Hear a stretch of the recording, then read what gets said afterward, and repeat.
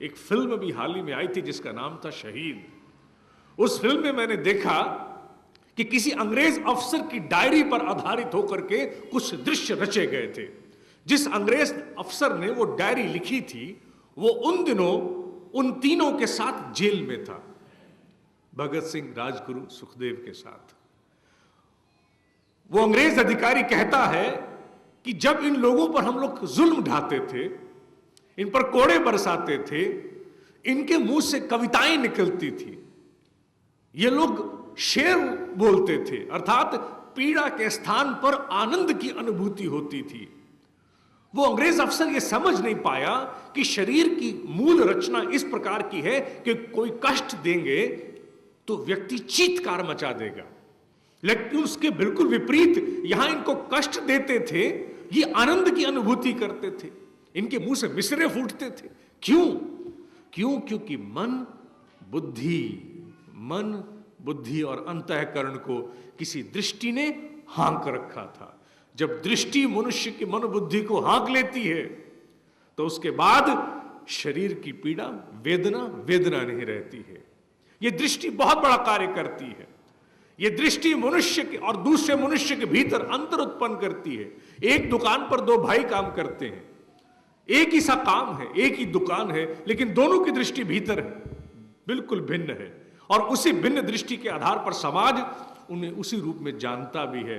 लोग इसीलिए कहते हैं कि वो भाई इस प्रकार का है, ये भाई इस प्रकार का है। जज पूरे न्यायालय में एक प्रकार के कानून को लेकर के न्याय करते हैं, बांचते हैं, लेकिन जज में अंतर है। क्यों? दृष्टि का भेद है। डॉक्टर एक जैसी पढ़ाई पढ़ता है, एक जैसी शिक्षा को प्राप्त करने के बाद एक जैसे संकल्प से बैठता है, फिर भी डॉक्टर के शोध में, डॉक्टर की इन्वेस्टिगेशन में अंतर आता है। क्यों? क्योंकि दृष्टि भिन्न है। जीव की दृष्टि भिन्न होती है, उसी प्रकार समाज की भी अपनी एक दृष्टि होती है। नारी के प्रति भारत में जो विचारधारा संकीर्ण है, जो कामुकता तक सीमित है, जिसके कारण भ्रूण हत्या जैसे दुष्ट कार्य होते हैं, जिसके कारण रेप आदि जैसे दुष्कृत्य होते हैं, एमएमएस आदि प्रचलित होते हैं, वो किसका दोष है? वो सामाजिक दृष्टि का दोष है। समाज भी अपनी दृष्टि बनाता है। ये सामाजिक दृष्टि का ही दोष है कि हम लोग अपने जनप्रतिनिधियों को 5 साल के लिए चुनते हैं, उसके बाद देखते नहीं हैं। ये जन दृष्टि का ही दोष है कि अच्छे, साफ सुथरे और सच्चे लोग राजनीति से किनारा करते जा रहे हैं और राजनीति लुच्चे लफंगों के लिए राजमार्ग बन गया है, नेशनल हाईवे। ये क्यों? ये इसलिए क्योंकि कहीं समाज की दृष्टि में दोष है। उसी तरह राष्ट्र की दृष्टि में भी दोष होता है।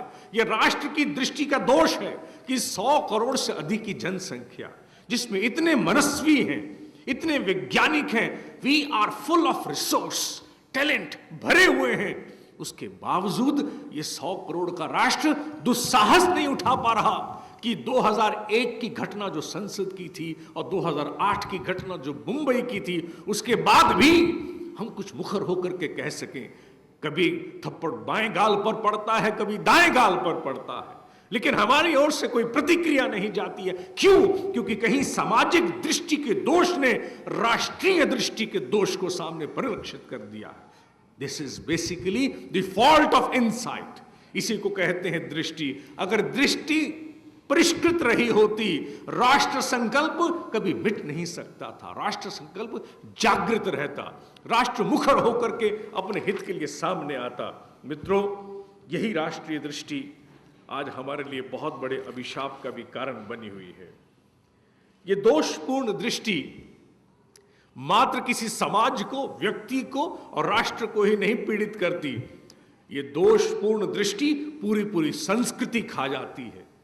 भारत वही राष्ट्र था जहां चेतना के विज्ञान से व्यक्ति अपने शरीर की वेधशाला में नित्य नए प्रयोग करता था। हमारे यहां पर ऐसी प्रतिभाएं हुई हैं जिन्हें काल जयी कहा जाता था। यह कोई छोटी बात नहीं है। वही उस संस्कृति का पराभव हुआ है और हम मात्र सीमित होकर रह गए। कहां? कथा और सत्संग तक सीमित होकर रह गए। कहीं हम विज्ञान थे और कहीं हम मात्र छोटे से रस और छोटे से आनंद तक सीमित होकर रह गए। क्यों? क्योंकि पूरी संस्कृति की दृष्टि दूषित हो गई है। हम लोगों ने अपने सदग्रंथों से जो अर्थ उतारने चाहिए थे वो नहीं उतरे, क्योंकि वो दृष्टि नहीं रही।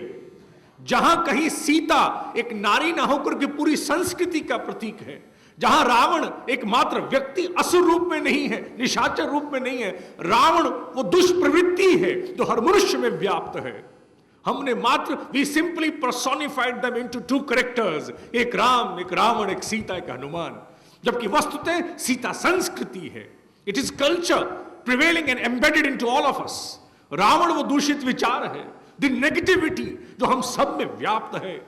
अगर पुरुषार्थ कराना है राम के द्वारा, कहा जाता है मर्यादा पुरुषोत्तम।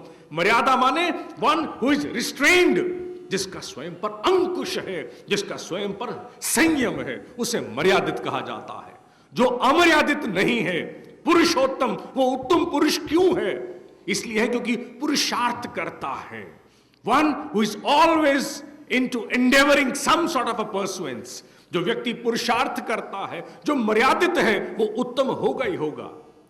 मर्यादा पुरुषोत्तम राम संस्कृति रूपी सीता को छुड़ाते हैं। किससे? रावण से। कौन रावण? वो रावण जो हमारे भीतर दोषपूर्ण दृष्टि के रूप में व्याप्त है। उन्हें हम पात्र के रूप में रामलीला का मंचन तो कराते हैं, लेकिन सार तत्व आता नहीं है, क्योंकि वो दृष्टि नहीं है। और दृष्टि के अभाव में पूरी संस्कृति का पराभव हो गया। हमने मंचन तक सीमित कर दिया, आनंद तक सीमित कर दिया, जबकि निकलने वाला सार बड़ा सनातन था, बड़ा गहरा था। आज आवश्यकता इसी बात की है कि जन मन में व्याप्त उस रावण को कहीं ना कहीं हमें घूरना होगा। Eyeball to eyeball, आंख से आंख मिलानी होगी, अपने आप से आंख मिलानी होगी, और अपने भीतर की संस्कृति रूपी सीता को हमें छुड़ाना होगा।